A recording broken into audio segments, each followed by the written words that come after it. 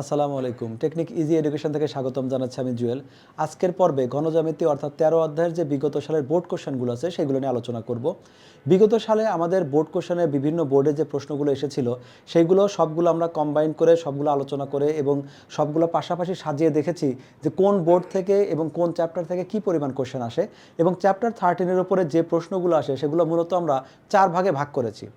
এর মধ্যে টাইপ 1-এ যে আমরা যে প্রশ্নগুলো পেয়েছি, টাইপ 1 মূলত প্রত্যেকটা টপিকের উপরে সবচেয়ে ছোট ছোট যে কোশ্চেনগুলো আছে যেগুলো আমরা ক নাম্বার বা সংক্ষিপ্ত প্রশ্ন জন্য দেখে থাকি, এই টাইপের কোশ্চেন এদিকে রাখেছি আমরা টাইপ 1-এ। টাইপ 2-তে আমরা আয়তাকার ঘনবস্তু আমাদের যেটা দৈর্ঘ্য প্রস্থ উচ্চতা দিয়ে যেগুলো আমরা করতাম এই সংক্রান্ত আমরা রেখেছি টাইপ 2-তে। টাইপ 3-তে আমরা রেখেছি কোনক, তারপরে হলো গোলক, তারপরে ঘনক, এই সংক্রান্ত যে প্রশ্নগুলো আছে সেগুলো আমরা রেখেছি টাইপ 3-তে। এবং টাইপ 4-এ রেখেছি আমরা এই ক্ষেত্রে সিলিন্ডার, গোলক, বহুভুজ সংক্রান্ত একটা থেকে আরেকটা কনভার্সন, এই টাইপের প্রশ্নগুলো। মূলত এই চ্যাপ্টারে এই 4 ধরনের প্রশ্নই আমাদের এসে থাকে, অলমোস্ট এই 4 ধরনের, এর বাইরে 2-একটা ব্যতিক্রম থাকে, কিন্তু মূলত আমাদের এইরকমই প্যাটার্ন ফলো করবে। আমরা যখন পরীক্ষার প্রিপারেশান নিব তখন তোমাদের জন্য এটা সাজায় রাখছি এজন্য যাতে করে তোমার কোন টপিক কিভাবে আসে, কতভাবে আসে, কত ধরনের প্রশ্ন আসে সেটা তোমাদের বুঝতে সুবিধা হয়। এবং আমরা শুধু এই টপিকগুলোই ভাগ করি নাই, আমরা পাশাপাশি দেখিয়েছি তোমাদেরকে, যেমন টাইপ 1 যেটা সংক্ষিপ্ত কোশ্চেন বলেছি সেখানে আমাদের প্রায় 20টা মতো প্রশ্ন আছে, টাইপ 2-তে আমাদের 6টার মতো প্রশ্ন, টাইপ 3-তে 17টার মতো প্রশ্ন এবং টাইপ 4 যেটা আছে এটা আমাদের 10টার মতো প্রশ্ন আছে। এখন তোমাদের জন্য সুবিধা হচ্ছে যেটা পরীক্ষার যখন প্রিপারেশান নিবে বা পরীক্ষার ঠিক আগ মুহূর্তে তুমি প্রিপারেশানে জাস্ট রিভিশন দিয়ে যখন যাবে তখন তোমাদের জন্য প্রশ্ন কোন টপিক থেকে কতগুলো আসছে, কতগুলো তোমার রিভিশন দেওয়া হয়েছে, কোন টপিকটা রিভিশন দেওয়া হয়েছে আর কোনটা এখনও বাকি আছে সেটা তোমার বুঝতে সমস্যা হয়। ধারাবাহিকভাবে যখন আমরা প্রশ্ন রিভিশন দেই তখন দেখা যাচ্ছে যে কোনো একটা টাইপ অনেক বেশি আমাদের রিভিশন হয়েছে, কোনো একটা টাইপ আমাদের বাদ পড়ে যেতে পারে।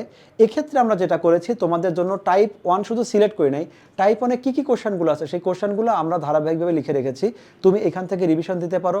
তোমার সুবিধা হবে, তুমি হয়তো 3-4টা রিভিশন দেওয়ার পরে তুমি দেখতে পাচ্ছ সিমিলার প্রশ্ন এখানে আরও আছে, সেটা তোমার রিভিশন দেওয়ার দরকার নাই, তুমি দেখেই বুঝতে পারবে যে এই টাইপ আমার কমপ্লিট। কীভাবে টাইপ 2, 3 যতগুলো কোশ্চেন আছে সবগুলো কোশ্চেন আমরা এখানে ধারাবাহিকভাবে সাজিয়ে রেখেছি, অর্থাৎ কত প্যাটার্ন হয় সেটাও যেমন আলাদা ভাগ করেছি, ওই প্যাটার্নে কী কী কোশ্চেন কোন বোর্ডে কত সালে আসছে সেগুলো আমরা এখানে উল্লেখ করেছি, যাতে করে পরীক্ষার আগে বা পরীক্ষার ঠিক একেবারে 11th আওয়ারে তোমার রিভিশন দেওয়া অনেকটা ইজি হয়।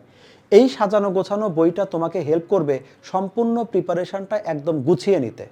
এভাবে প্রশ্নগুলো রিপ্রেজেন্ট করার আমাদের উদ্দেশ্য থাকে যাতে করে তোমরা তোমাদের প্রিপারেশনের সময়টা অনেক সহজ হয়, যে খুঁজে বের করতে যেন এই সময়টা নষ্ট না হয়, কোন পার্ট থেকে কতগুলো কোশ্চেন আসছে এবং সেগুলো কত ধরনের আসছে, কোথা থেকে আমাকে রিভিশন দিতে হবে, এবং রিভিশন দেওয়ার সময় যেন তোমার কোনো পার্টি মানে অবশিষ্ট না থাকে, মোটামুটি সব পার্ট থেকে অল্প অল্প করে দেখলেও টোটাল বইটা তোমার রিভিশন হয়ে যাচ্ছে, একই ধরনের প্রশ্ন তোমাকে বারবার রিপিট করতে হচ্ছে না।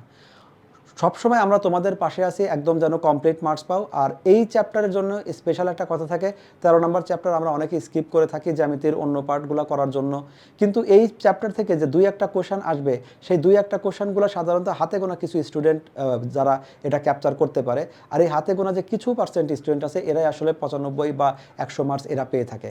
আমরা চাই তোমরা সবাই একদম 100-তে 100 পাও, সেজন্যই তোমাদের জন্য সকল প্রকার সিকিউ, এমসিকিউ, অনুশীলনী সব প্রশ্ন শেষেও আমরা বোর্ড কোশ্চেন অ্যানালাইসিস করেছি কিভাবে প্রশ্ন আসবে তোমাদের এসএসসি পরীক্ষাতে।